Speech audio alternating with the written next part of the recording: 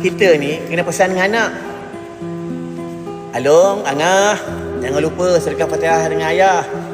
Kalau kau sayang ayah, kalau kau sayang mak, setiap hari sedekah Fatihah dengan mak, sedekah Fatihah dengan ayah. Kalau kau sayang mak, kau sayang ayah.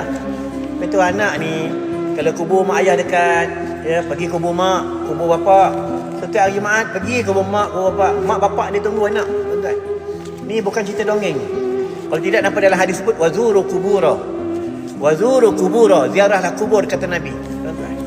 Mak ayah dia tunggu. Mana anak aku tak datang? Mana anak aku tak datang? Mana anak aku tak datang?